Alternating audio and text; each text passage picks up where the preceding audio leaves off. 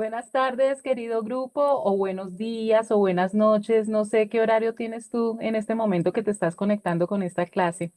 Bienvenidos, me alegra mucho estar con ustedes en una nueva reunión. Ya pusimos esta clase en manos del Señor y voy a compartirles entonces pantalla para que mientras tanto ustedes se pongan cómodos, como siempre les aconsejo, busquen su bebida preferida y estén cómodos, no tanto para que se duerman, pero sí para que no se distraigan, por favor, que no haya ruidos y que puedan disfrutar este momento que vamos a tener con el Señor. Entonces, espero que ya estén viendo las diapositivas. Para los que están por primera vez con nosotros, este es un grupo que se llama Del Génesis al Apocalipsis. Mi nombre es Liliana Parga. Y en el día de hoy nos encontramos en nuestra clase número 85. Las personas que quieran ver las 84 clases anteriores es muy fácil, entran a YouTube, ponen Liliana Parga y en videos encuentran todas las clases en orden. Este año estamos estudiando el Nuevo Testamento, entonces está la clase número 1, empieza con Mateo. Por favor, aquellas personas que ya han estado conmigo hace un tiempo, también entren a YouTube, que ven la clase en directo. Entren a YouTube para que pongan me gusta, para que por favor las compartan, porque eso hace que estas clases pues naveguen mucho mejor en Internet y lleguen a muchas más personas. Estamos haciendo un estudio de los libros del Nuevo Testamento. Ya vimos los 4 evangelios, Mateo, Marcos, Lucas y Juan.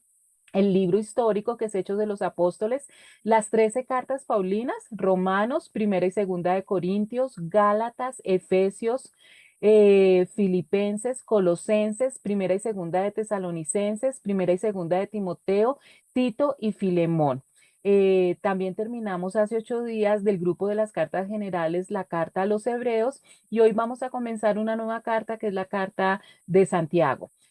Todas las cartas anteriores que he nombrado las ven entonces en las 84 clases que ya encuentran en YouTube. Entonces vamos a comenzar, chicos, hoy con una nueva carta que es la carta a Santiago. No es la carta a Santiago dirigida a Santiago, sino es la carta de Santiago, es decir, escrita por Santiago. Pero aquí la pregunta clave es, ¿cuál Santiago? Porque en la Biblia nos hablan de muchísimos Santiagos. Lo primero que hay que aclarar es que efectivamente esta carta fue escrita por Santiago, es muy cortita, tiene 5 capítulos, pero no alcanzamos a verla hoy toda. Y fue escrita más o menos alrededor del año 49 después de Cristo. Recordemos algo muy importante del nombre de Santiago porque es conocido como el nombre de las 1000 variantes. Realmente el original es Jacobo. Y por cosas de la literatura y del traslado de unos idiomas a otros, Jacobo deriva en muchos otros nombres. El más conocido que deriva de Jacobo es Santiago, pero también de allí viene Diego y hasta Jaime, que en español de pronto como que no tiene nada que ver Jaime con Jacobo, pero al traspasarlo de unos idiomas a otros derivan en estas variantes. Entonces, cuando ustedes vean en la Biblia que se habla de Jacobo, algunos autores también hablan de la misma persona que se llama Jacobo, pero le dicen Santiago. Jacobo y Santiago entonces se refiere a la misma persona. Santiago de origen hebreo significa Dios recompensará y Jacobo también de origen hebreo significa el que sustituye. Entonces les decía, ¿quién es este Santiago? Porque en la Biblia nos hablan de muchos Santiagos o Jacobos.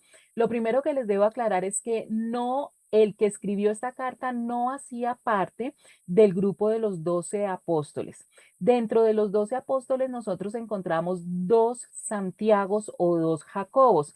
Encontramos a Santiago el mayor, que es el hermano del apóstol Juan. ¿Recuerdan ustedes? Juan, el que escribió el Apocalipsis, es el que escribió tres cartas, el Evangelio de Juan, que era conocido como el amado del Señor.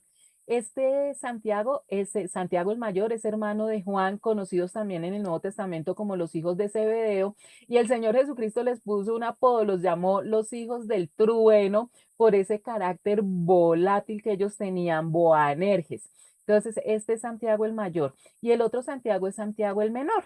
Algunos historiadores dicen que se llama Santiago el mayor porque era de mayor edad y Santiago el menor porque tenía menos años. Pero algunos dicen que era por la estatura, por el tamaño, que Santiago el mayor era el grandote, alto, fuerte, y Santiago el menor era más pequeñito de estatura.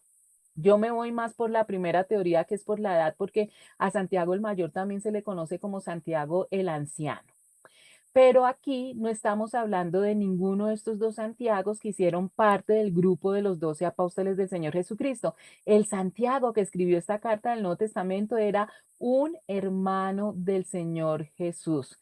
Recuerden que Jesucristo era hijo de María, nació por obra del Espíritu Santo y era hijo adoptivo de José, pero después de que nació el Señor Jesucristo, María y José convivieron como toda pareja y tuvieron más hijos.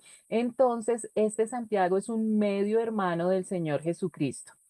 Recordemos lo que nos dice Mateo capítulo 13, versículo 55.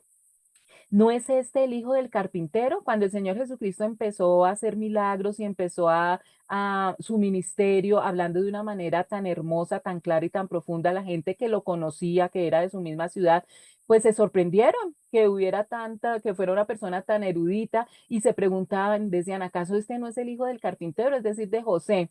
¿No se llama su madre María y sus hermanos Santiago, José, Simón y Judas?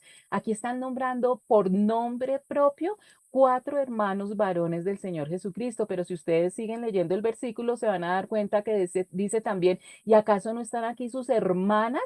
O sea que el Señor Jesucristo mínimo debió tener unos 7 hermanos, medio hermanos, pero sabemos que ante la ley, ante Dios, los hermanos adoptivos, los hermanos que vienen de un solo padre, pues también son hermanos. Entonces aquí nos está nombrando precisamente a este Santiago, el que escribió la carta.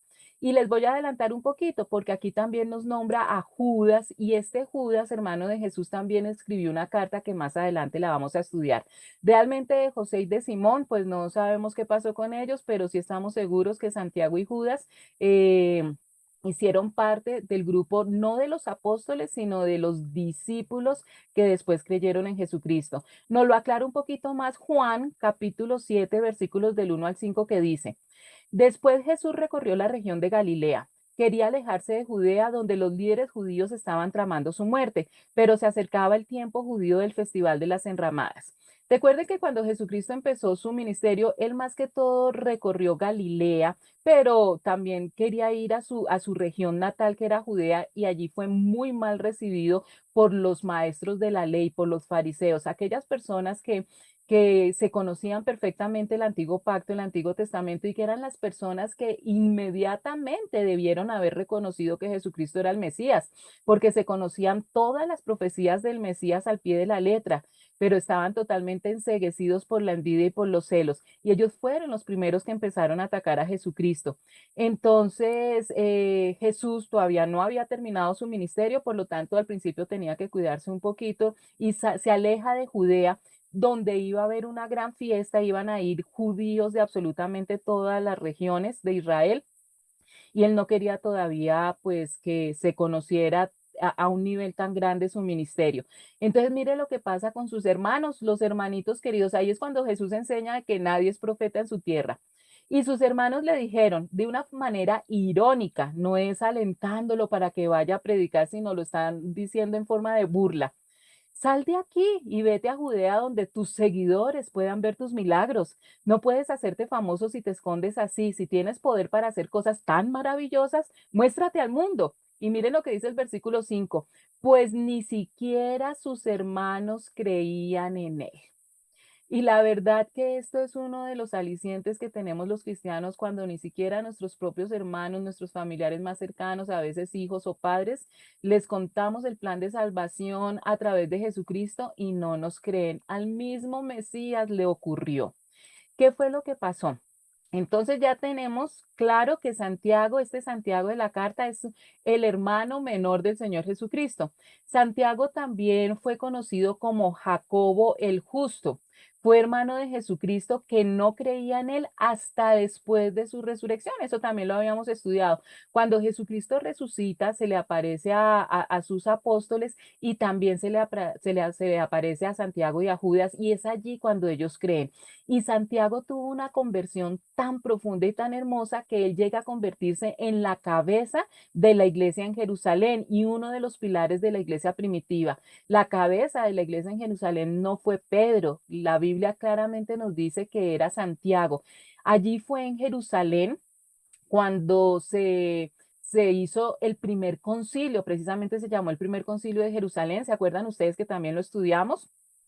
Se reunieron todos los discípulos, los apóstoles, para poder establecer si los cristianos nuevos tenían que circuncidarse, si tenían que seguir algunas leyes del antiguo pacto, y se hizo esa reunión. Y la Biblia nos dice muy claramente que el que precedía esa reunión, esa asamblea, era Santiago.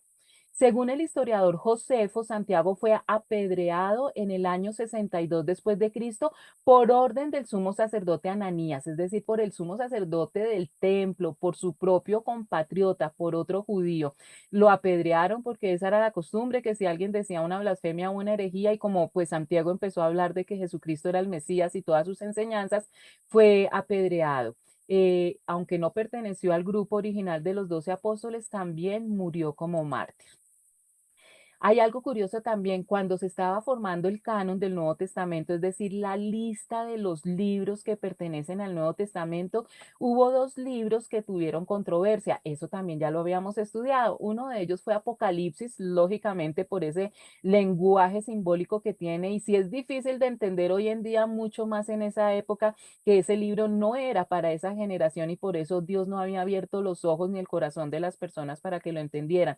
Pero el otro libro fue Santiago.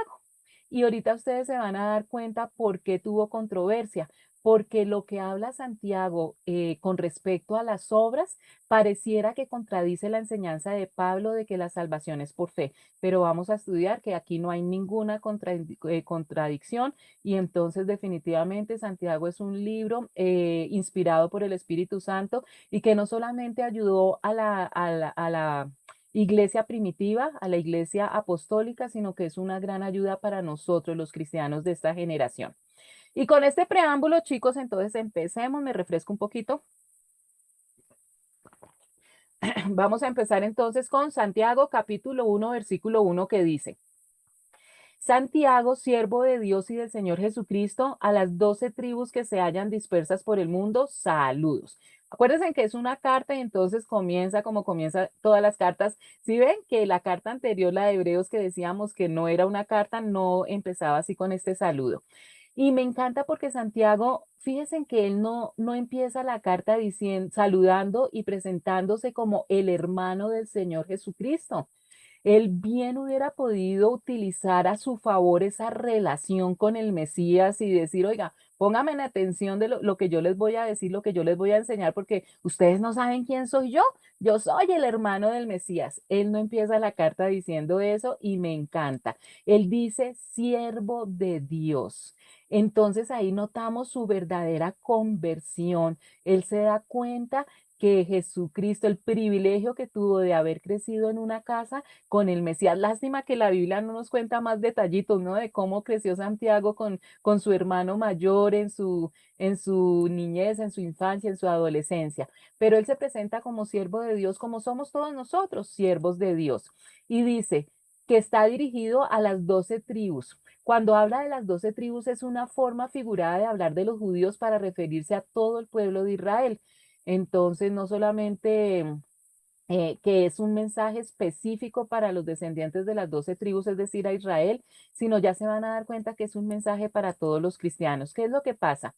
La carta aplica para todos los cristianos, pero probablemente cuando Santiago escribió esta carta, los gentiles no habían entrado a la iglesia cristiana. Es decir, que él escribió a la carta antes de que emergieran los cristianos gentiles en un número significativo.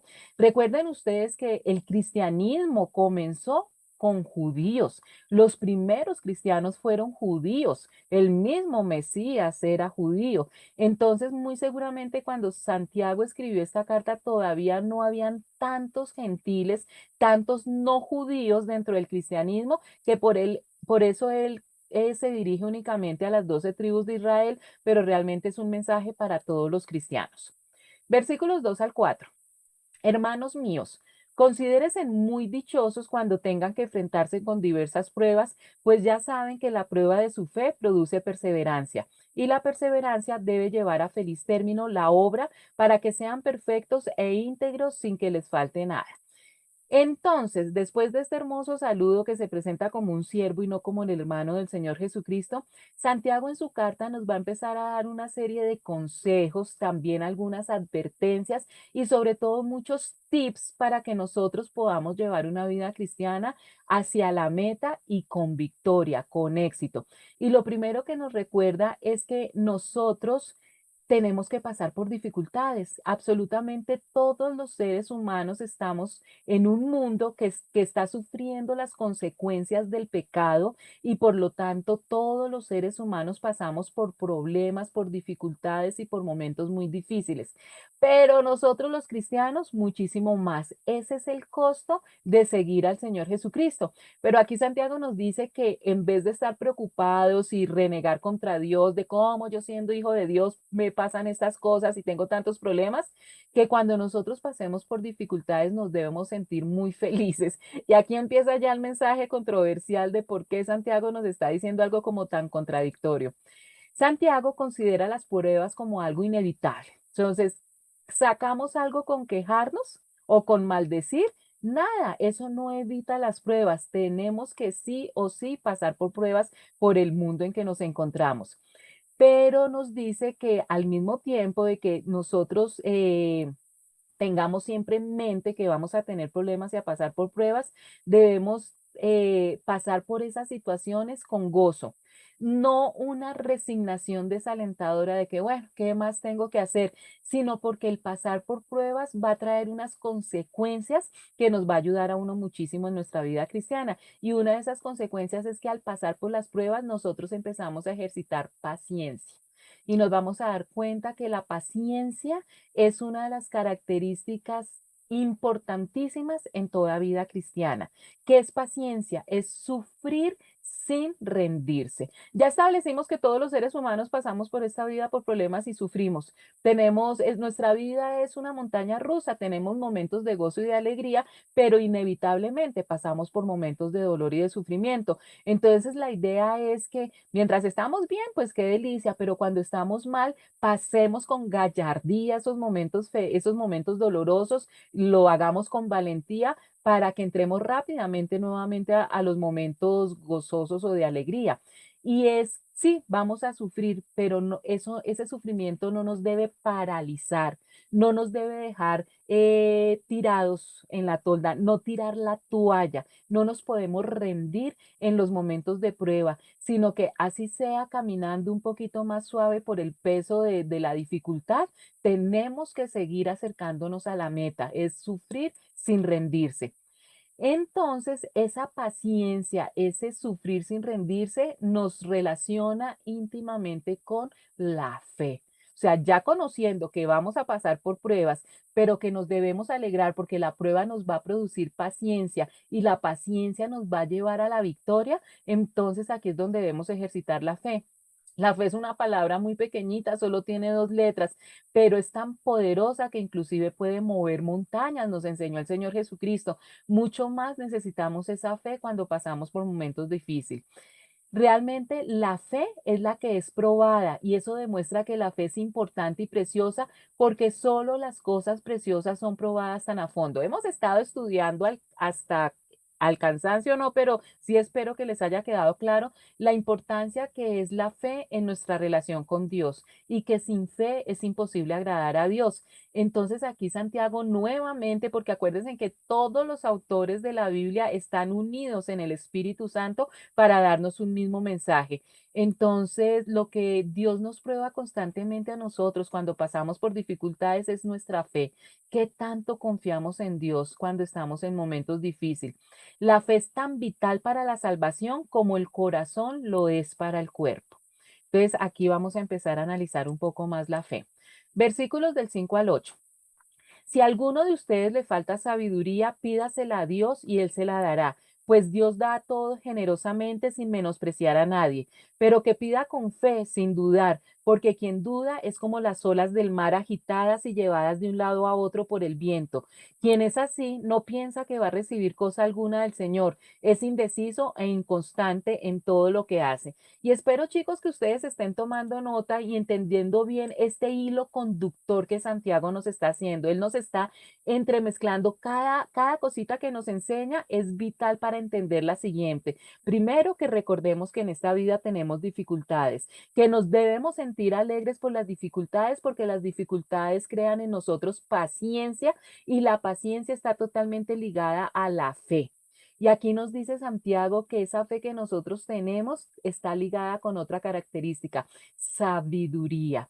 Las pruebas son temporadas necesarias para buscar sabiduría de Dios.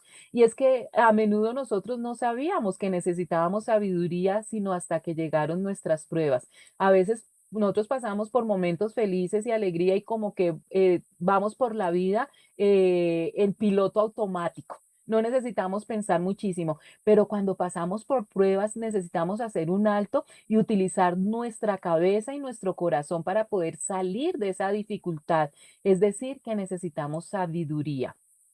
En las pruebas necesitamos la sabiduría mucho más que el conocimiento. El conocimiento es importantísimo. Recuerden que mi pueblo se perdió por falta de conocimiento. Conocimiento son los datos, la información que tenemos en nuestro cerebro.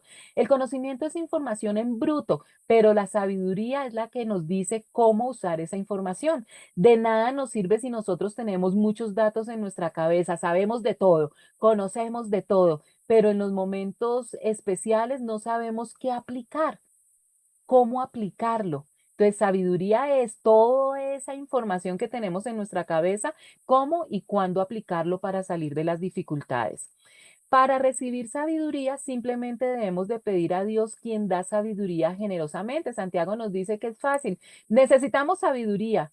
Hay que pedírsela a Dios y Dios nos la va a dar abundantemente y muy importante y sin despreciar nuestra petición. Dios no se pone bravo porque le pidamos sabiduría. Al contrario, Él anhela que nosotros le pidamos sabiduría para nosotros tener un arma más, una herramienta más y poder salir de las dificultades. Él no nos reprocha cuando nosotros le pedimos algo.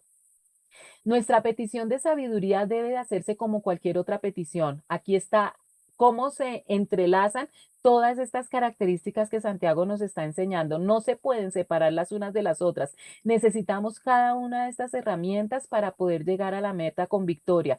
Nos dice que necesitamos sabiduría y la sabiduría se la pedimos a Dios. Y para pedirle algo a Dios, nosotros necesitamos fe. Y lo mismo es con la sabiduría. Tenemos que pedirla con fe, sin dudar en la habilidad o el deseo de Dios de darnos su sabiduría. ¿Qué quiere decir esto? Que la fe es tener nosotros la certeza y la confianza de que primero Dios es todopoderoso para darnos lo que nosotros le pidamos dentro de su voluntad. Recuerden, siempre prima la voluntad de Dios, pero Él tiene el poder para darnos, a Él no le queda chiquito nada ni imposible nada. Cualquier cosa que nosotros le pidamos, Él no la puede dar, pero que esté dentro de la voluntad de Él. Y lo bonito de pedirle sabiduría es que definitivamente es el deseo de Dios darnos sabiduría. Es dentro de la voluntad de Dios es que seamos sabios. Es decir, que una de las cosas que nosotros tenemos la seguridad, la certeza de que Dios nos va a regalar es sabiduría porque Él puede dárnosla y quiere dárnosla.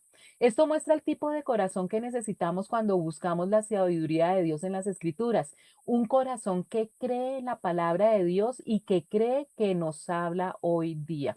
Recuerden que cuando nos habla del corazón, nos habla de las intenciones, de las motivaciones por las cuales nosotros le pedimos algo a Dios, que deben ser las motivaciones correctas. Entonces necesitamos las motivaciones correctas para pedirle a Dios.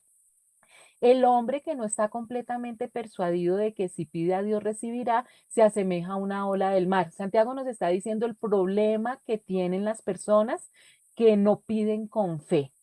Es decir, que tienen dudas de que si yo le estoy pidiendo esto al Señor y será que me lo da o no me lo da. Si tiene dudas de que de pronto Dios no me da algo porque no puede, tiene que nuevamente empezar todo desde el principio porque no ha entendido nada quién es nuestro Dios. Pero si tiene dudas de que será que sí quiere dármelo, ahí tenemos que analizar nuestra petición. ¿Será que lo que yo le estoy pidiendo está dentro de la voluntad de Dios? Y la única manera de conocer la voluntad de Dios es estudiando su palabra, estudiando el manual de instrucciones, estudiando la Biblia, que es lo que hemos estado haciendo nosotros desde hace 4 años. Entonces, él dice que una persona que no tiene una fe firme es como una ola del mar. Ustedes saben cómo son las olas, vienen y van. Está en un estado de agitación continua, impulsado por el viento, echado de una parte a otra. En un momento, la esperanza lo levanta. O sea, sé, yo le pido a Dios y sé que Dios me va a dar. Pero cuando no tiene esa fe firme, se hunde muy fácilmente en la desesperación. Y Dios no quiere que tengamos esos cambios de ánimo tan bruscos. En la vida nosotros no tenemos una vida plana. ¿Se acuerdan que les he dado el ejemplo cuando nosotros nos vamos al hospital, a la clínica y nos hacen un electrocardiograma? Un corazón sano es aquel que va hacia arriba, hacia arriba, hacia abajo, ¿no es cierto? Es una persona que está viva, que le está funcionando bien todo. Cuando en el aparatejito que nos muestra cómo funciona el corazón hay una línea recta, y, o sea, que todo está lo mismo, estable, es porque la persona se murió. Entonces, es normal que nosotros tengamos momentos en que estamos bien y estamos mal, pero picos tan grandes y tan seguidos de que estoy, feliz y a los 2 segundos, la depresión, eso no es normal. Eso es que tenemos problemas con la fe, con la confianza en Dios. Sigamos, versículos 9 al 11. El hermano de condición humilde debe sentirse orgulloso de su alta dignidad y el rico de su humilde condición, porque el rico pasará como la flor del campo. El sol cuando sale seca la planta con su calor abrasador.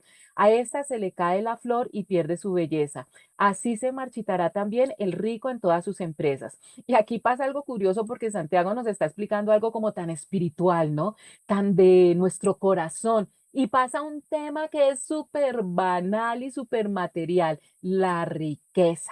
Pero es que es muy importante para lo que Santiago nos está enseñando y es que nosotros, sabiendo que tenemos prueba, que debemos estar alegres en medio de las pruebas porque la prueba nos da paciencia y la paciencia está unida con la fe y por eso debemos pedir sabiduría para llegar con victoria a la meta.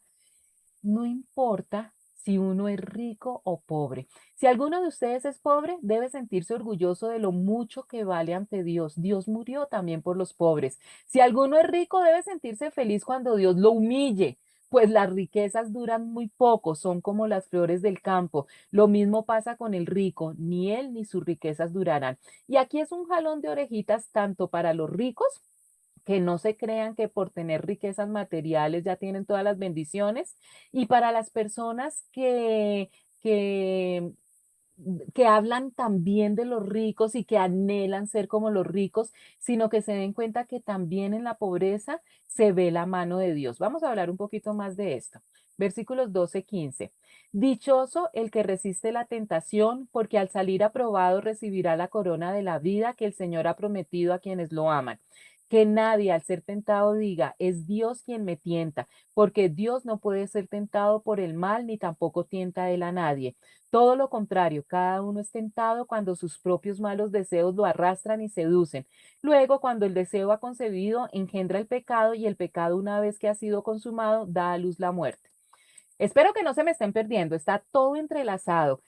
Santiago nos recuerda que en esta vida tenemos dificultades, pero que debemos estar alegres en medio de las dificultades porque eso nos da paciencia. Y cuando somos pacientes, nosotros entendemos más lo que es tener fe en Dios, confiar en Dios en medio de las pruebas. Pero para poder salir victoriosos de las pruebas y llegar a la meta, tenemos que tener sabiduría que nos la da el mismo Dios. Y esa sabiduría nos la da no importando nuestra parte material, si somos ricos o pobres. Y aquí entra otro hilo a esta manta preciosa que Santiago nos teje, y es que tenemos un problemita y son las tentaciones.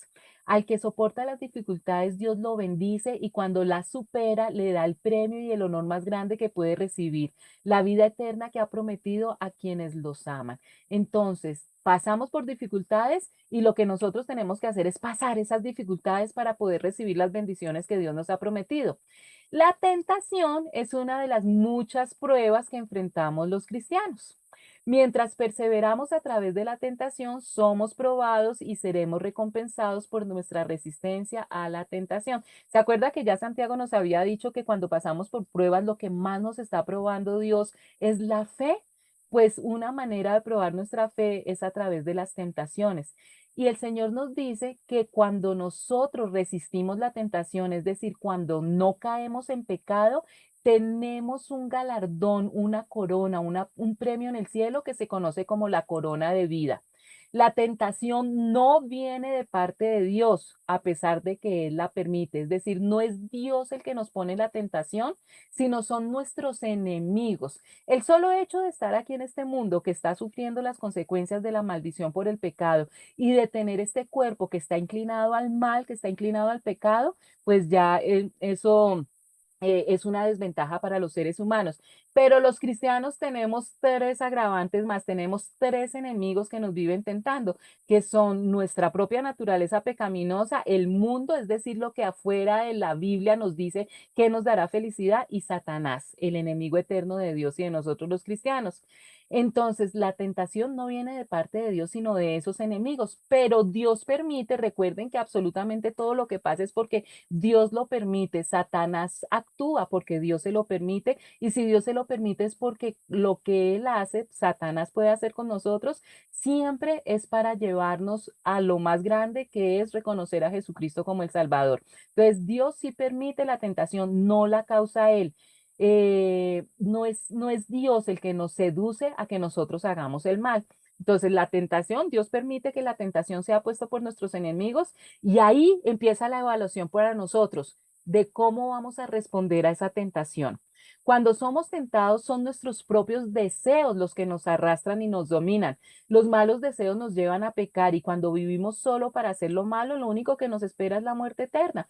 Todos estamos tentados todos los días. Entonces, cuando una persona definitivamente no coge la mano del Señor Jesucristo, rechaza a Jesucristo y lógicamente es vencido fácilmente por la tentación y peca, pues lo único que le espera al final de su vida es la muerte eterna.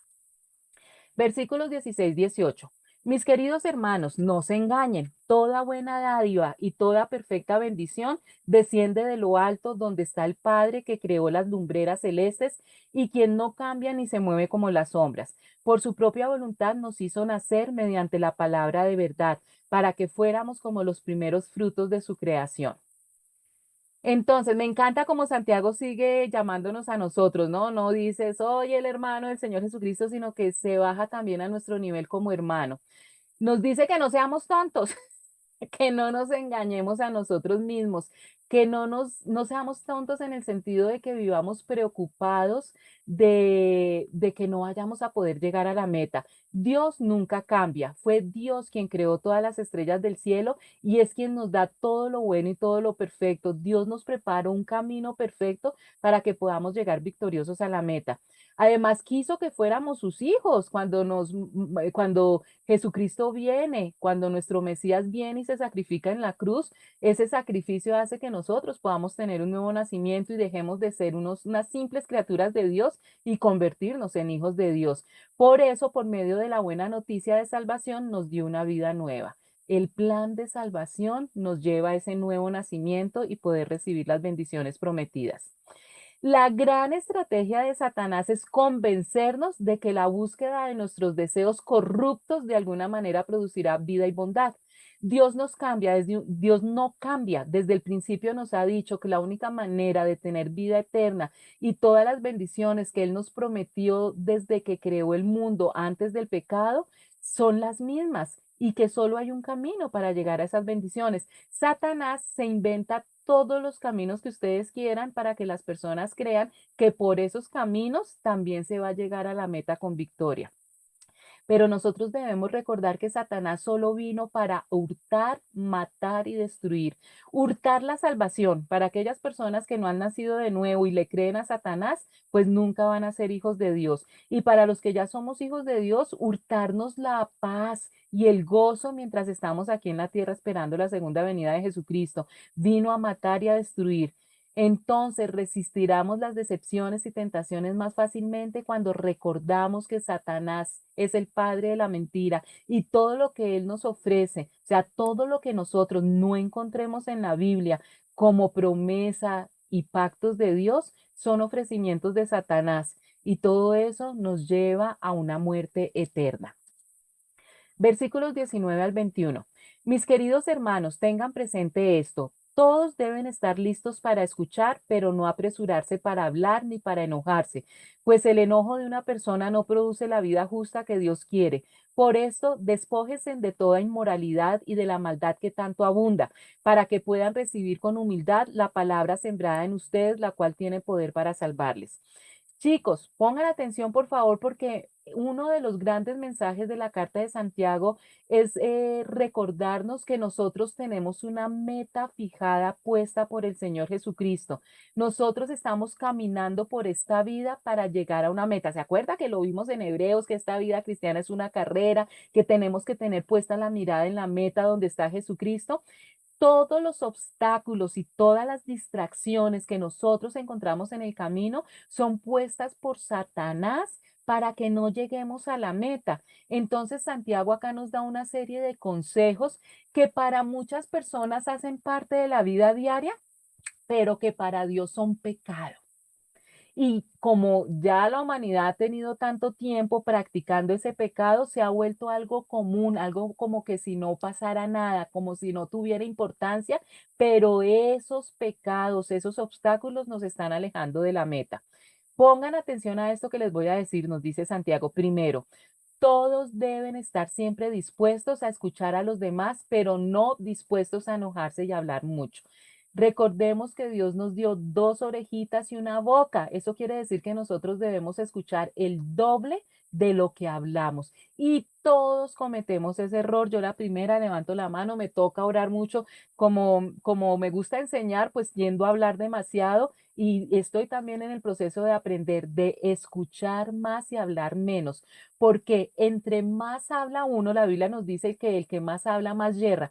Entre más habla uno, más oportunidad tiene uno mismo de pecar y de embarrarla y de hablar cosas malas. Entonces uno mismo se pone la soga. Entre más hablemos, más nos estamos nosotros mismos poniendo la piedra de tropiezo. Por eso dice, los que están dispuestos a hablar mucho están también más propensos a enojarse y a pecar. Segundo, la gente violenta no puede hacer lo que Dios quiere.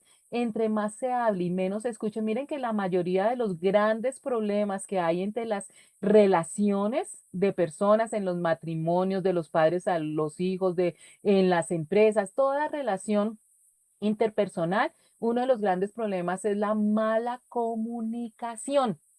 Y eso no lo dice la Biblia, lo dice la Biblia, pero también lo dice cualquier persona secular, cualquier psicólogo. La mayoría de los problemas surgen por la mala comunicación, por la falta de comunicación o por la mala comunicación.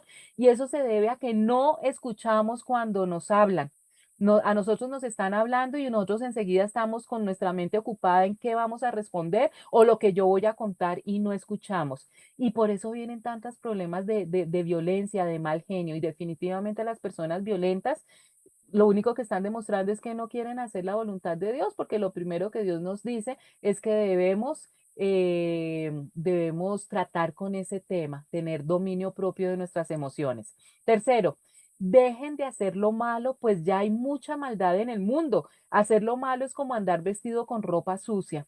Santiago nos recuerda que nosotros, siendo hijos de Dios, nuevas criaturas, no debemos hacer parte de la gente que ha rechazado a Jesucristo y que hacen lo malo. Ya hay mucha maldad en el mundo.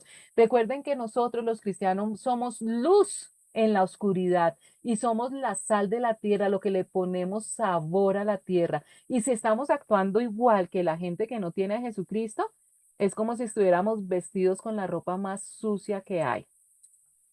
Versículos 22 al 25. No se contenten solo con oír la palabra, pues así se engañan ustedes mismos. Llévenla a la práctica. El que escucha la palabra, pero no la pone en práctica, es como el que se mira el rostro en un espejo y después de mirarse se va y se olvida enseguida de cómo es.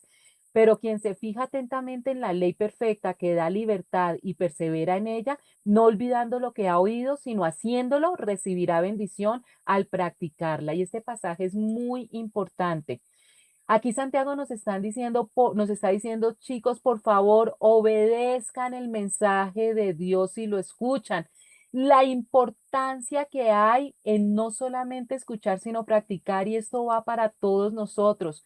Por favor, hay gente que todo el año está oyendo prédicas, que está oyendo estas clases, que oye a muchos predicadores, pero no practican lo que escuchan. Por eso es que tenemos que pedirle al Señor en oración, Señor, ayúdanos a no ser solo oidores, sino hacedores de tu palabra.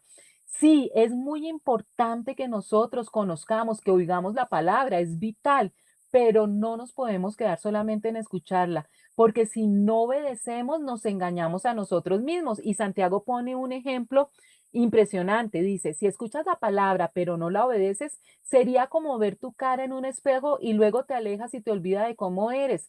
Es algo tan ilógico, ¿no es cierto? Tan irracional. Tendría que ser una persona que tiene un problema mental, un problema del cerebro tenaz, que se mire en un espejo y apenas se dé la vuelta ya no sepa cómo es él.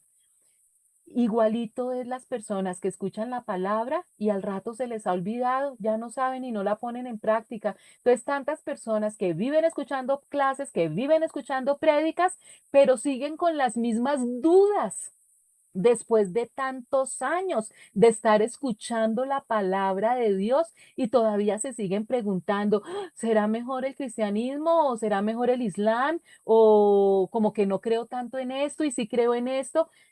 ¿Saben por qué les pasan esas dudas? Porque solamente están escuchando y no están poniendo en práctica lo que escuchan.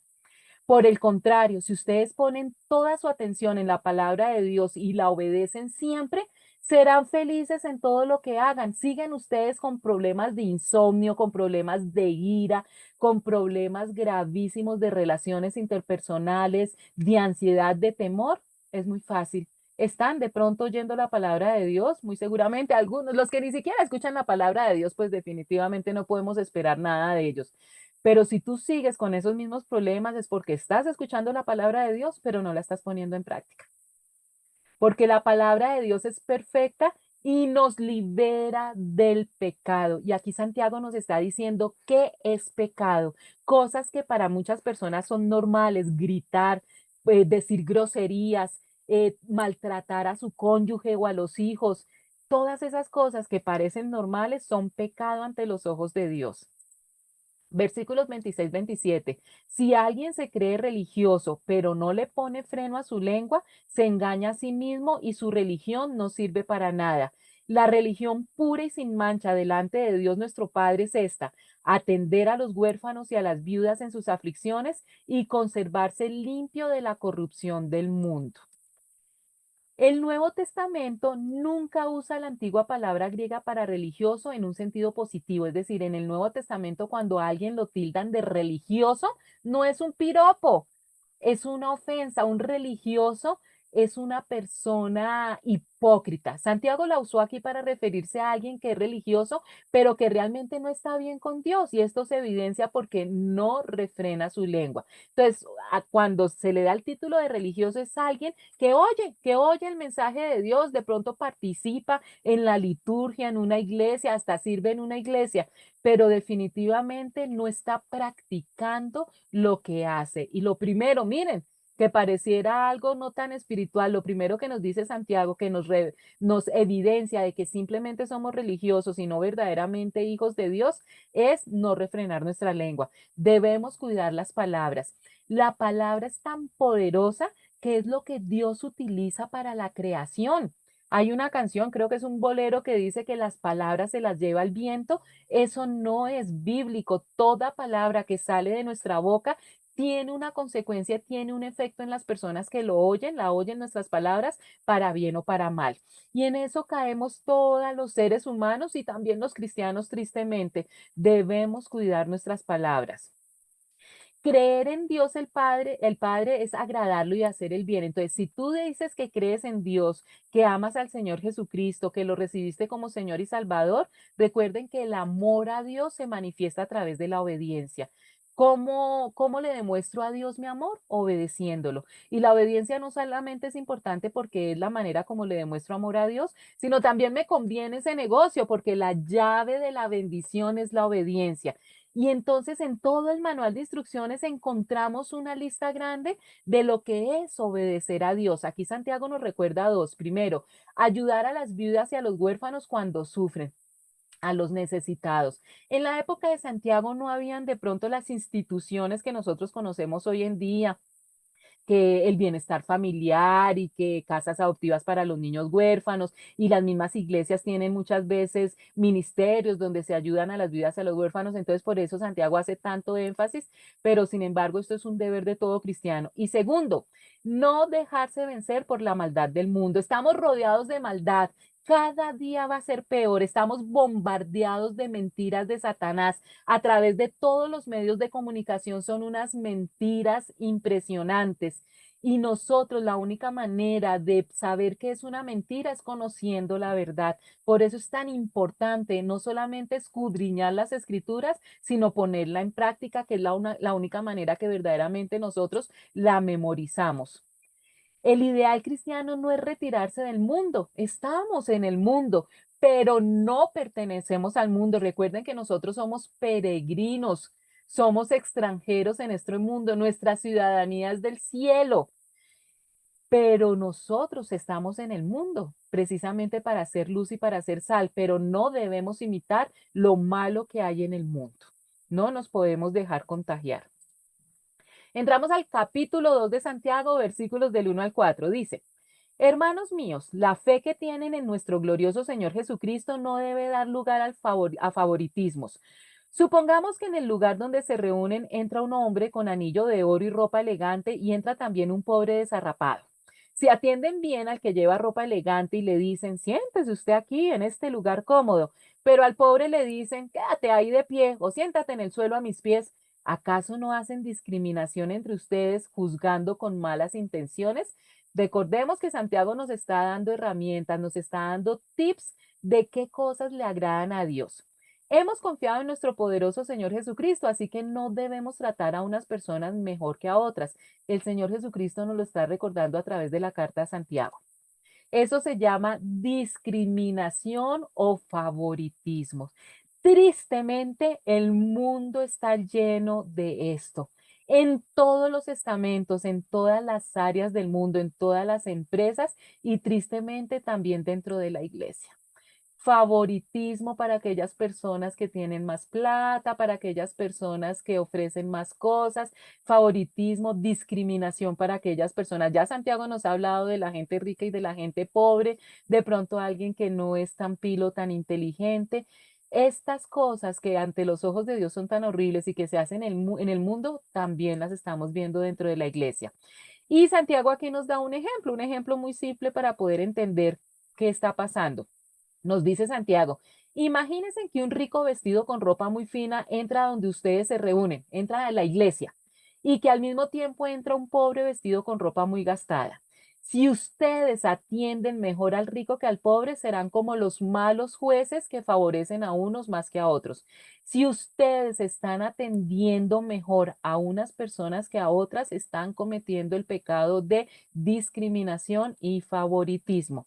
El favorecer al hombre rico por encima del hombre pobre muestra una profunda carnalidad entre los cristianos, es decir, lo que los mueve es la carne y no el espíritu. Muestra que nos importa más la apariencia externa que el corazón. Y hoy en día no solamente esa discriminación se da entre ricos y pobres, porque también hay una cosa hoy muy puntual que está causando más discriminación y es la belleza física.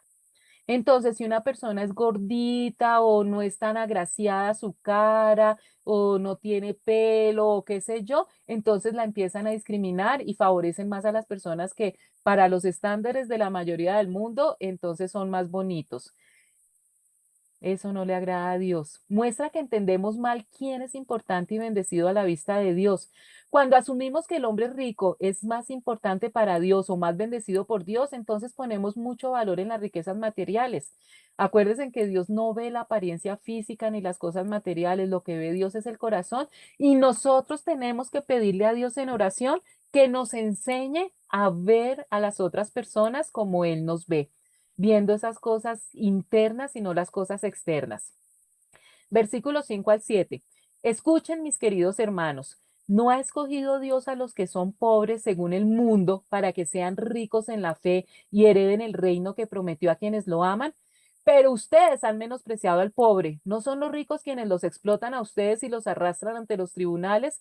¿No son ellos los que blasfeman el buen nombre de aquel a quien ustedes pertenecen? Aquí está Santiago Bravo.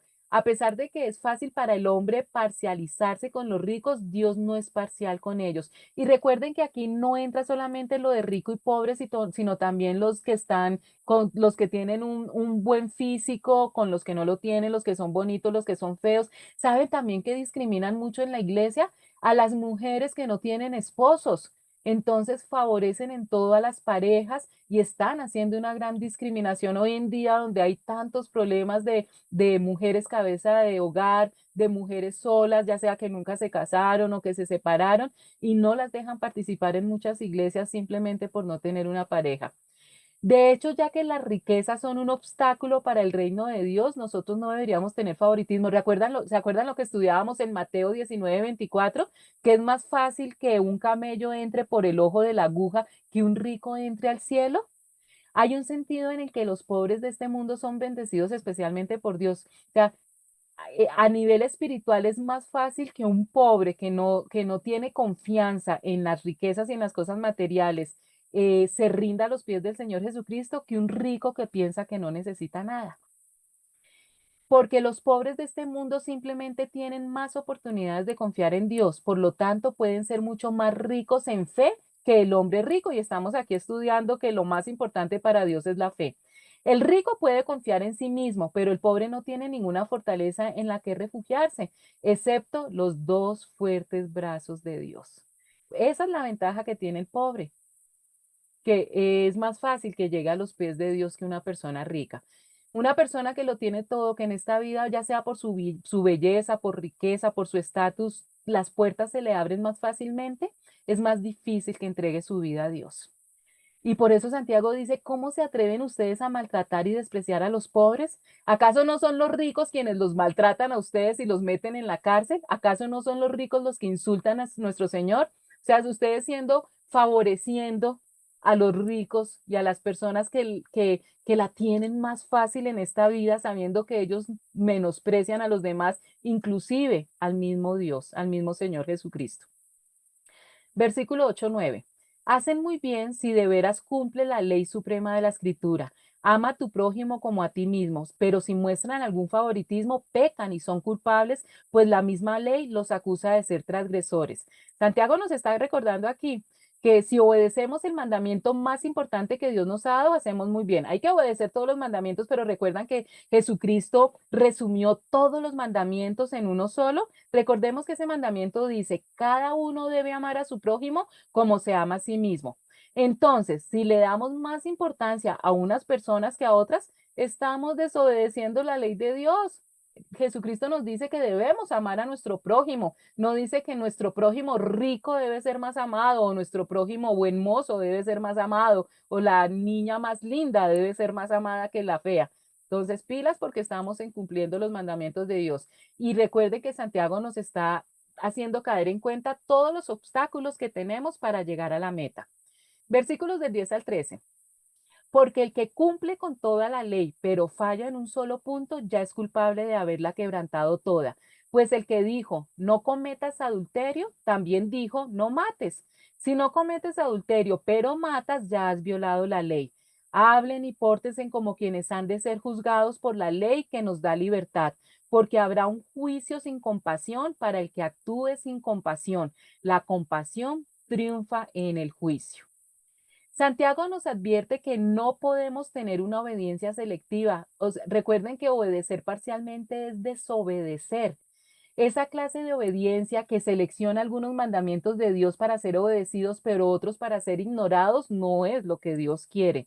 Entonces nosotros no podemos decir, me gusta el mandamiento de Dios en contra de matar, así que ese lo guardaré. Claro, matar es malísimo, entonces yo guardo, no mataré. Pero no me gusta mucho ese mandamiento contra el adulterio, así que ese lo voy a ignorar. Entonces, muchos cristianos que se dicen cristianos, entonces con unos mandamientos sí aman esos mandamientos y tratan de cumplirlos, pero con otros mandamientos, entonces son infieles y el domingo van a la iglesia. A Dios le importa toda la ley. Y nos dice Santiago que la ley del antiguo pacto fue importantísima, ¿se acuerdan? Porque era ese espejo que nos mostraba que nosotros éramos pecadores y necesitábamos de un Salvador y que nosotros solitos no podíamos recuperar ese paraíso que se perdió. Eso ya lo hemos visto a la saciedad, ¿no es cierto? La importancia de la ley en el antiguo pacto, pero que no fue suficiente para que nosotros recibiéramos la vida eterna. Aquí Santiago nos está hablando de una ley que nos da libertad. Se llama ley de libertad, porque el que ha nacido de nuevo cumple la ley del antiguo pacto, pero libremente y de buena gana. No constituye para él ni una carga ni una esclavitud. En el antiguo pacto, las personas se les volvió una carga a la ley. Recuerdan que eran 613 mandamientos y si se incumplía uno solo de los 613 mandamientos, ya se incumplía toda la ley. Era una carga muy pesada, tan pesada que nadie pudo lograrlo. Por eso es que Dios quita esa carga de nosotros y nos dice, ahora esa ley está en su corazón. ¿Y saben cuál es la ventaja? Que nosotros por nuestra propia fuerza, solitos, no podemos cumplir con esa ley. Pero cuando nacemos de nuevo, tenemos una ayuda, el Espíritu Santo, que es el que nos ayuda a cumplir, a llevar esa carga de la ley, pero con libertad. Aquellos que han de ser juzgados por la ley de la libertad deben siempre mostrar misericordia a los demás y no hacer acepción de personas, es decir, no ser parciales. ¿Por qué? Porque Dios tuvo una gran misericordia con los seres humanos.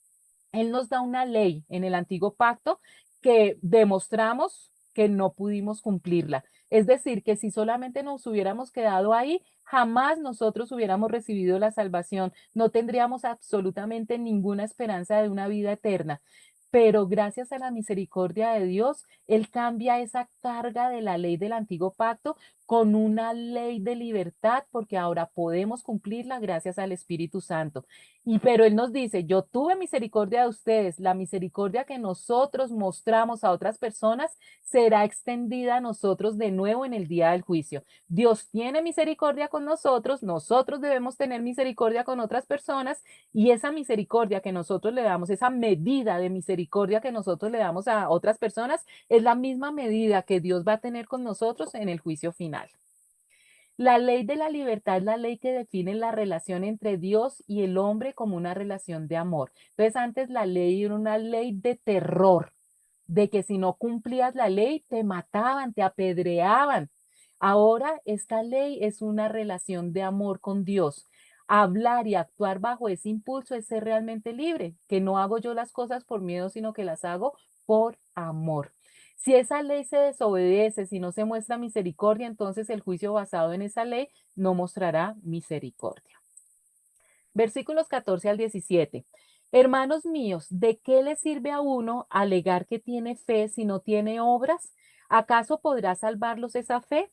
Supongamos que un hermano o una hermana no tiene con qué vestirse y carece de alimento diario, y uno de ustedes le dice, vaya en paz, abríguese y coma hasta saciarse, pero no le da lo necesario para el cuerpo. ¿De qué servirá eso? Así también la fe por sí sola, si no tiene obras, está muerta. Y este es el pasaje de la gran controversia de cómo es posible si ya nosotros teníamos claro que la salvación es por fe, pero acá Santiago nos está diciendo que necesitamos las obras. Vamos a aclarar.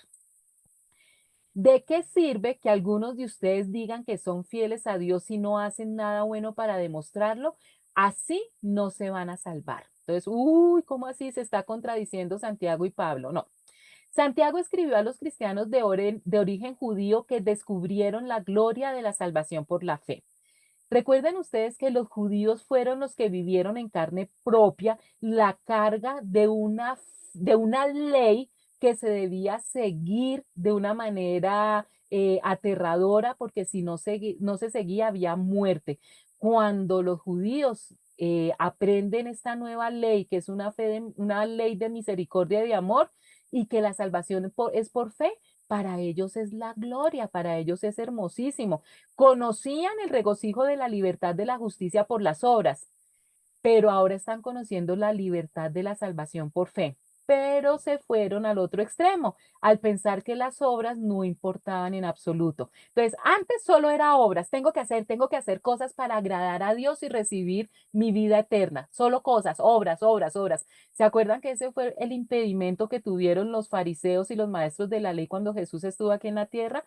Que no se fijaron en los grandes milagros que Dios hacía, sino solamente en qué punto de la ley Jesús estaba fallando.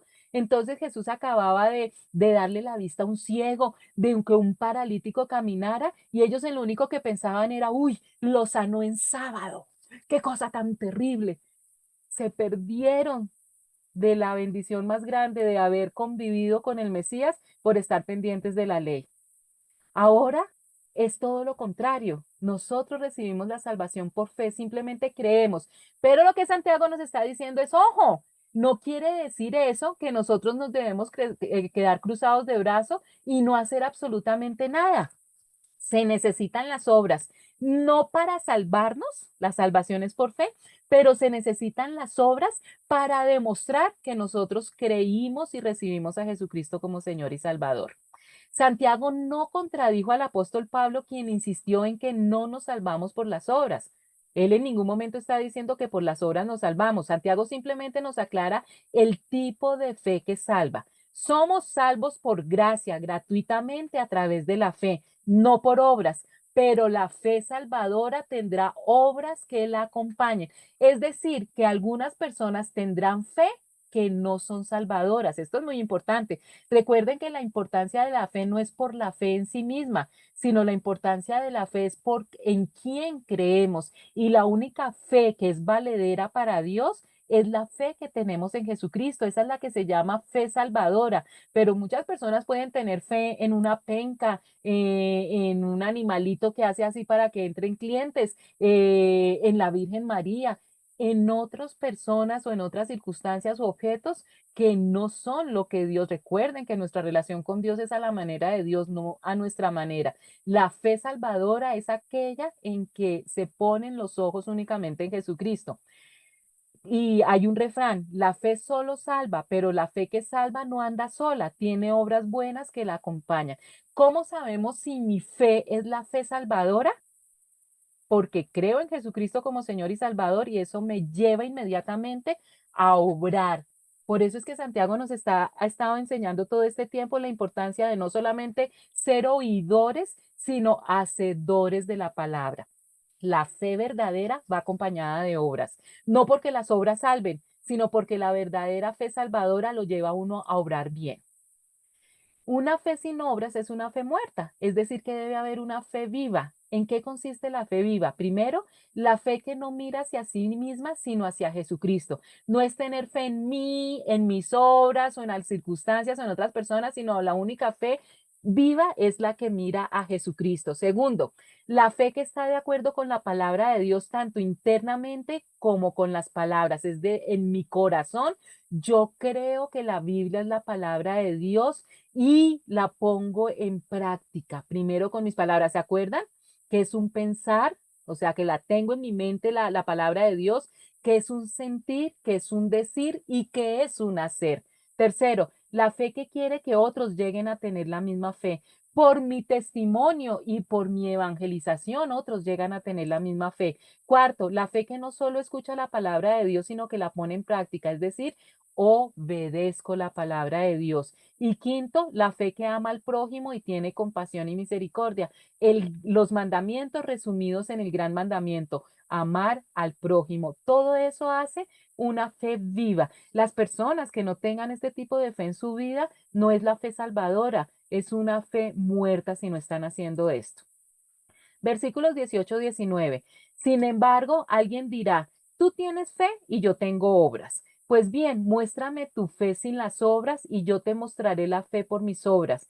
¿Tú crees que hay un solo Dios? Magnífico. También los demonios lo creen y tiemblan. Esto es muy importante. Demuéstrame que es posible ser fiel a Dios sin tener que hacer lo bueno y yo te demostraré que soy fiel a Dios por medio del bien que hago.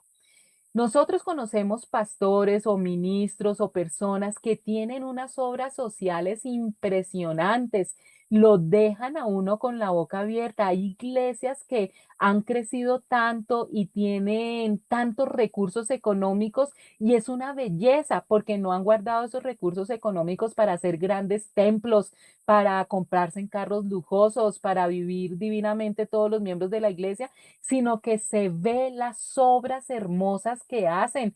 Llevan plata a países, construyen barrios, hacen unas obras gigantescas.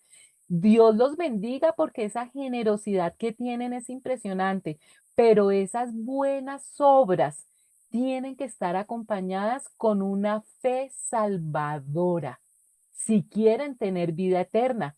No es solamente las buenas obras. Si las personas hacen las buenas obras, pero realmente no tienen a Jesucristo como Señor y su Salvador, se van a condenar, se van para el infierno, así estén alimentando a medio mundo y estén construyéndole casas en la India y en China y en África. Tiene que estar acompañada con la fe salvadora. ¿Y cuál es esa fe salvadora? La que obedece la palabra de Dios. Muéstrame tu fe, muéstrame tus obras. Va ligado. Y mire cómo termina este pasaje. Dice, ¿tú crees que Dios es uno? Bien haces. O sea, tú crees en Dios, tú crees en la existencia de Dios. Pues qué bueno, te felicito porque acuérdense que ese es el principio de todo, ¿no? Creer en Dios. Pero nos dice, no se sientan tan orgullosos por creer solamente en Dios. También los demonios creen y tiemblan.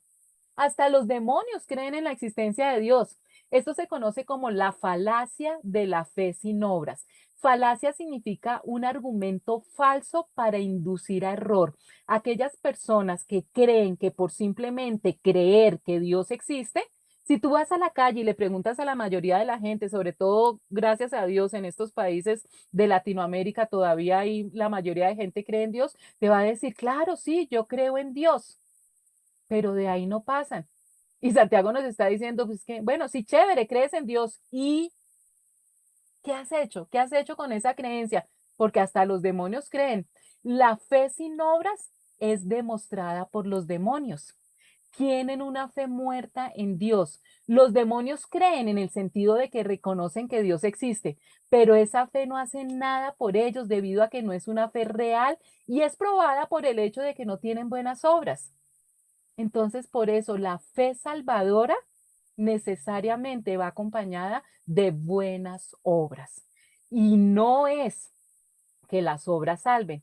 Este es un mensaje de Santiago muy importante para la época, sobre todo porque como los judíos pasaron de tener una vida entera de hacer y hacer y hacer, se encontraron con esa maravilla de obtener el paraíso con el creer y abandonaron las buenas obras. No se puede llegar a los extremos, solo fe o solo obras. Tienen que ir cogiditas de la mano. 2024. ¡Qué tonto eres! ¿Quieres convencerte de que la fe sin obras es estéril? ¿No fue declarado justo nuestro padre Abraham por lo que hizo cuando ofreció sobre el altar a su hijo Isaac? ¿Ya lo ves? Su fe y sus obras actuaban conjuntamente y su fe llegó a la perfección por las obras que hizo. Así se cumplió la escritura que dice, creyó Abraham a Dios y esto se le tomó en cuenta como justicia y fue llamado amigo de Dios. Como pueden ver, una persona es declarada justa por las obras y no solo por la fe. Y aquí nos da un ejemplo claro, nos da dos ejemplos Santiago. El primero nos dice, de nada te sirve decir que eres fiel a Dios y confiar en Él si no haces lo bueno. Volvemos al mismo punto, de nada te sirve a ti estar escuchando todas estas clases, leer la Biblia, ir a la iglesia, si no haces cosas buenas. Recuerden que hay un pecado que se llama el pecado por omisión. Muchas veces uno le pregunta a las personas si creen que se van al cielo y ¿qué contestan ellas? Dicen, claro, si yo soy bueno, yo no mato, yo no robo, ¿no es cierto? Pero, ¿y qué has hecho? No hacen nada malo, pero tampoco hacen nada bueno. y eso no es la salvación.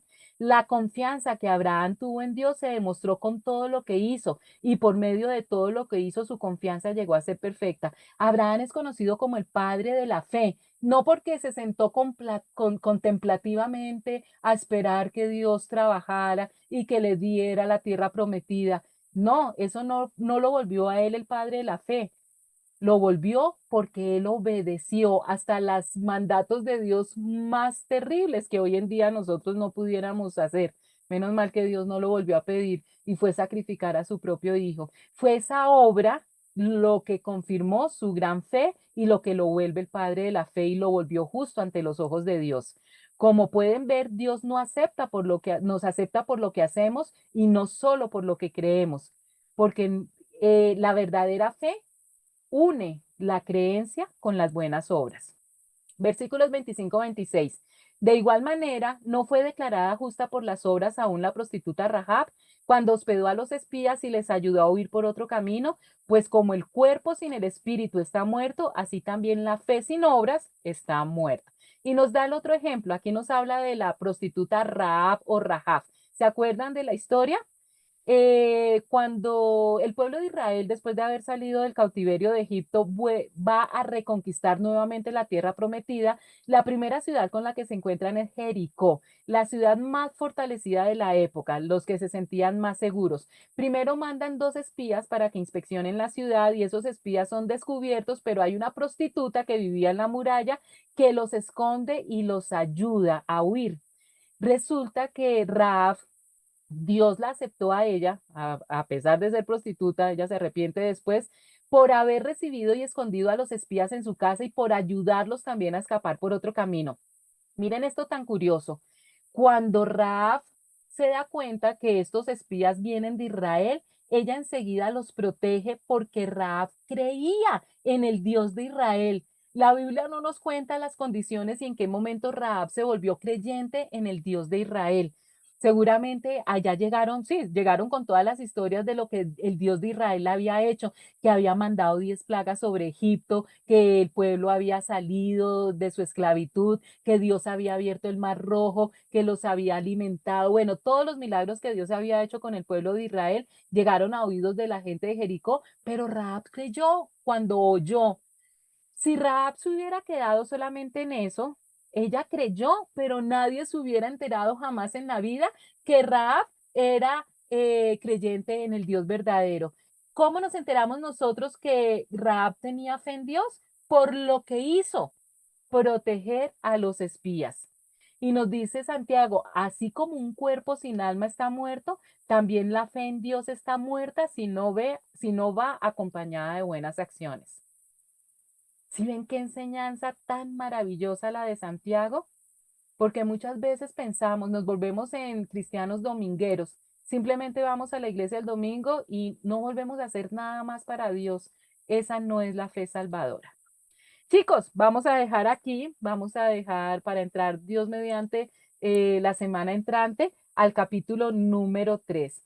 Vuelvan a repasar la clase, por favor, compártanla, vuelvan a leer nuevamente el pasaje de la Biblia y sobre todo no sean solamente oidores, sino pongan en práctica en su vida diaria todo lo que hemos estado aprendiendo. ¿Listo?